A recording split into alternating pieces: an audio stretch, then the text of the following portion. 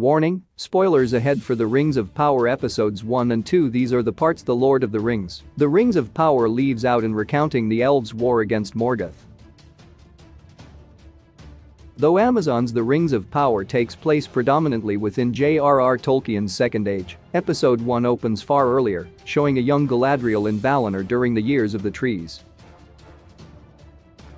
A whistle-stop history lesson sequence then recounts how the evil villain Morgoth destroyed the trees Telperion and Laurelin, and the elves waged a long war against him in Middle-earth before eventually claiming victory after heavy losses.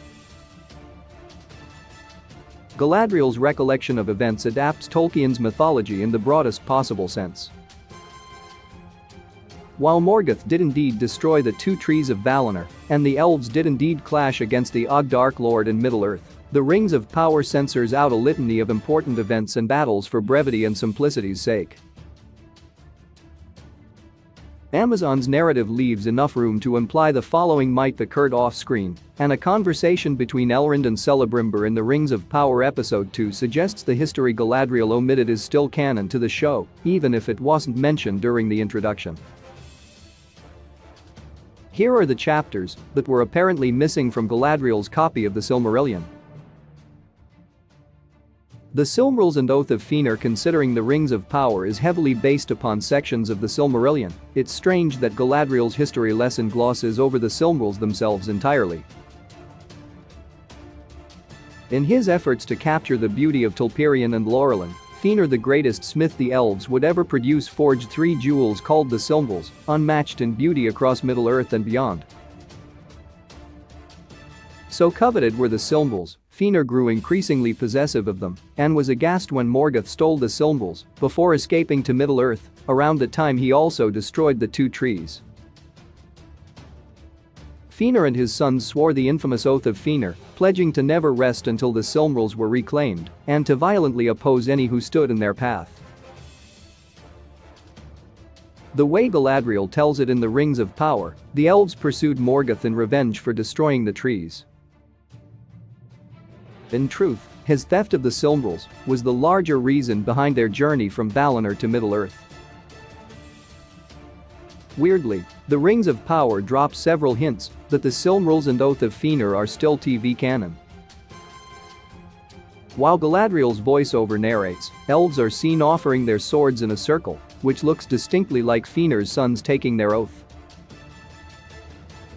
Then, during the Rings of Power Episode 2, Elrond and Celebrimbor discuss the Silmarils and the violence they wrought, which seemingly confirms this bloody chapter of history still happened and somewhat contradicts Galadriel's version of events from the previous episode.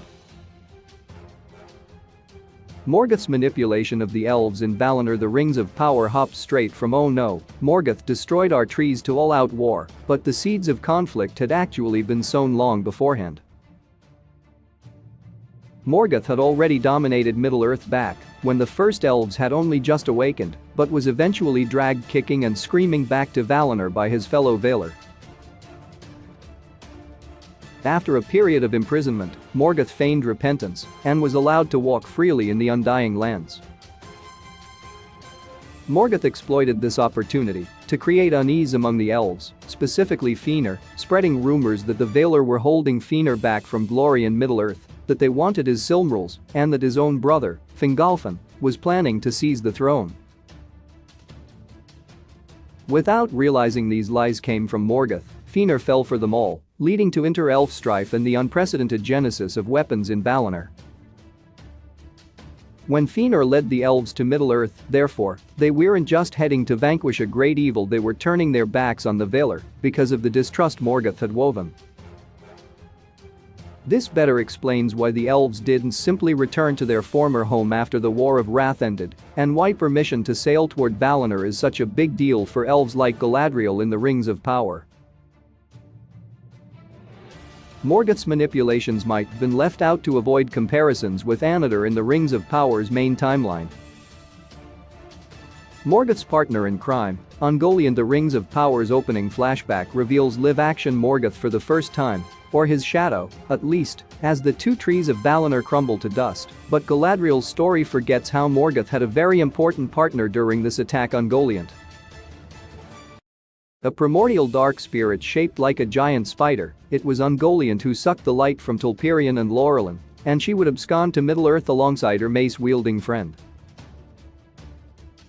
Their tentative alliance, predictably, didn't last, and Ungoliant hid in Middle-earth's dark corners as the First Age began. For the purposes of a simpler narrative, it's easy to see why the Rings of Power would omit Ungoliant from its history, since Morgoth was still the true mastermind behind these dark events. Nevertheless, Ungoliant plays a vital role in Middle-earth's future, as the Lord of the Rings Shelob the Spider Frodo and Sam encounter in Mordor is one of her distant descendants. The kinslaying and doom of the Noldor the Elves' trip from Valinor to Middle-earth was considerably less wholesome than Galadriel remembers it in the Rings of Power's opening sequence. As Fëanor's rebellion against a Valar and quest to reclaim the Silmarils began, nothing would stand in his way. Not even his own kin. Requiring ships for the journey, Fëanor's people approached the coast-dwelling Tel'arai elves, who duly refused to hand over their vessels. Fëanor slaughtered them in the infamous kinslaying at Alqualond. Not every elf that left for Middle-earth during this period took part in the kinslaying, and when the incident occurred, the likes of Galadriel and Finrod were already taking a path that didn't involve committing mass murder. The kinslaying was followed by another major event not mentioned in the Rings of Power: the Doom of the Noldor. Reacting to the kinslaying at Alqualond, the Vala Mandos appeared and handed down a prophecy that Fëanor's house would be driven to destruction by its lust for the Silmarils and would never reclaim the lost treasures. The doom of Mandos continues to plague Fëanor's descendants through to the end of Tolkien's Second Age. The War of the Jewels: The Rings of Power's flashback only offers a brief snapshot of the centuries-long conflict between Morgoth and the elves in Middle-earth. As told by J.R.R. Tolkien's mythology, a series of battles were fought throughout the First Age, interspersed by small pockets of temporary peace. Collectively known as the War of the Jewels, another clue that the Silmarils were quite important, the first round was contested between the newly arrived Morgoth and elves already present in Middle-earth led by King Thingol. Fëanor's arrival triggered the second major scrap, the Dagor nu Ungiliath, which resulted in his death. The Noldor then put aside their squabbles and united for the Dagor Aglarib, emerging victorious with Morgoth's main stronghold completely besieged by elves and men. Morgoth struck back in the Dagor Bragolich and the Nirnaeth Arnodiad, both of which were essentially massacres for the elves. The Rings of Power scenes showing Finrod surrounded by orcs and elf corpses floating through fire could both potentially depict the Dagor Bragolich. Finally, the War of Wrath arrived, lasting over 30 years and ending with Morgoth's downfall. It's the War of Wrath that sets up the Rings of Power's tentatively peaceful landscape, and the image of an eagle battling a dragon is pulled from this conclusive conflict. Morgoth lost because Eärendil convinced the Valar to fight. Victory in the War of Wrath can be attributed almost entirely to Elrond's father, Eärendil the Half-Elven.